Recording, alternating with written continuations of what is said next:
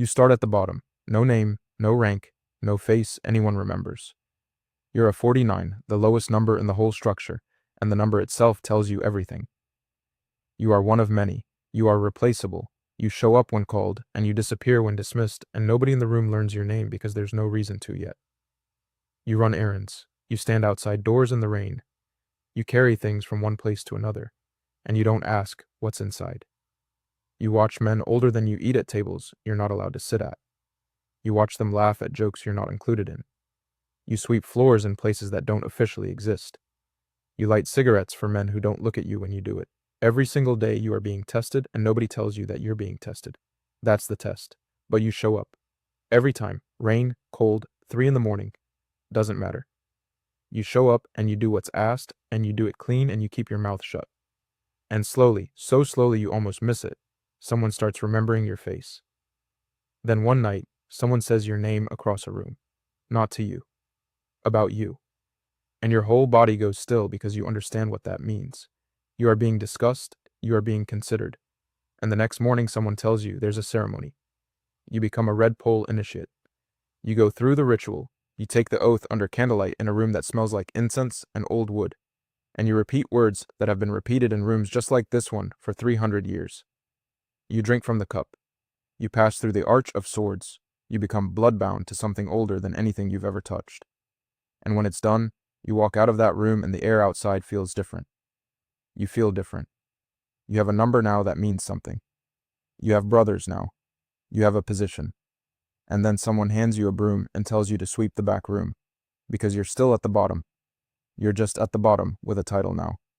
You spend the next stretch of your life as muscle. You stand. You watch. You make sure certain conversations happen without interruption. You escort people who don't want to be seen somewhere. They don't want to be known to be going. You collect money from businesses that pay for the privilege of staying open. You stand next to the man doing the talking and you say nothing, because your job is to be the reason nothing needs to be said. You are the comma in the sentence. The pause before the answer. People look at you and make the right decision, and you never raise a hand, and that restraint, that specific restraint, is its own kind of power. You get good at reading rooms. You get good at reading people. You learn which silences are nervous and which are dangerous. You learn which men smile with their whole face and which men only move their mouth. You learn who in any given room is actually in charge, because it's almost never the loudest one. It's the one who doesn't have to speak at all. You move up. Not announced, not celebrated, just acknowledged. The jobs change. You're not standing outside anymore, you're inside. You're not carrying things, you're deciding what gets carried and by who. You're a straw sandal now, a liaison, a messenger between worlds. And that means you know things. You know who's moving what through which route. You know who owes who and how much and since when. You know which official is on the payroll and what he costs and what he's afraid of. Information becomes your currency, and you spend it carefully because information spent wrong is the fastest way to end everything you've built. You develop a reputation. Not loud, not flashy, but real. People start asking for you specifically. They want you in the room. They want you on the call. They want your read on a situation before they move. And you give it to them straight, and you're right often enough that it compounds. Trust compounds. Reputation compounds. And one day you realize that the men you used to stand behind are now calling you before they make decisions. You become a red pole. 438.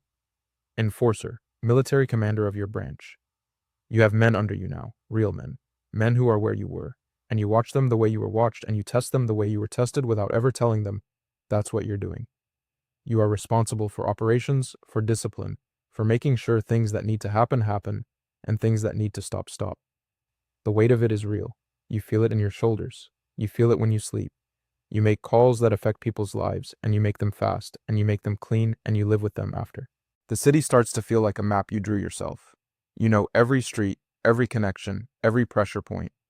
You know which neighborhoods are yours, and which are boundaries, and what happens when boundaries move. You've negotiated, you've enforced, you've held the line, and you've extended it. You are genuinely feared now, not because of what you do, but because of what people know you're capable of deciding to do. That distinction matters more than anything. You become a white paper fan. 415.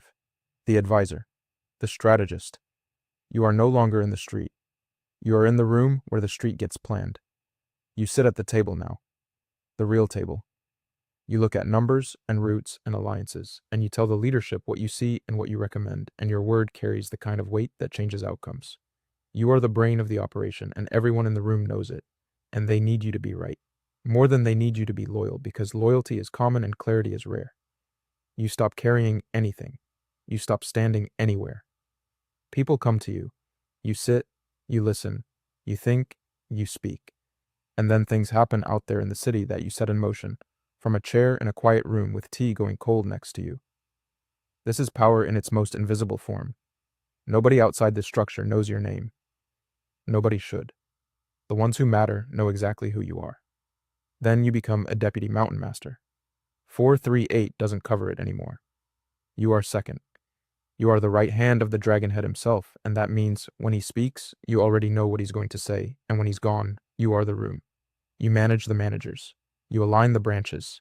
You hold the whole architecture together from underneath, and you do it so smoothly that nobody feels the structure, because the structure is you. You have seen everything now. You have been everything. You know where everybody is buried, literally and otherwise, and that knowledge is the most dangerous thing you own. You sleep lightly. You trust carefully. You keep your circles small and your enemies closer than that. Every decision you make now has weight beyond what you can fully calculate, and you make it anyway because hesitation at this level is its own kind of death. And then one day the mountain master calls you in alone.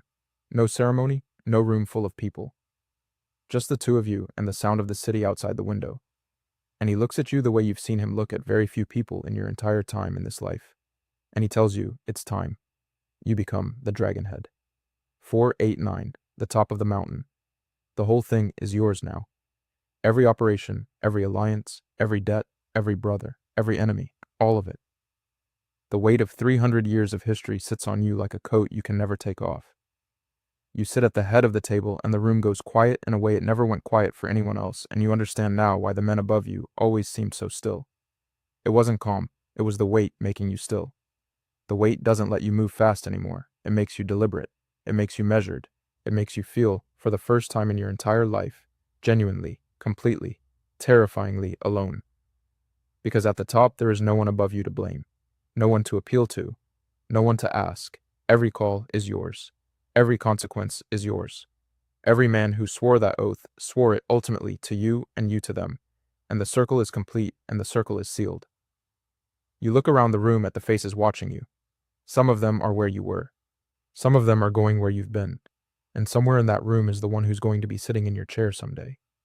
You already know which one it is. You've known for a while, and you haven't said anything yet.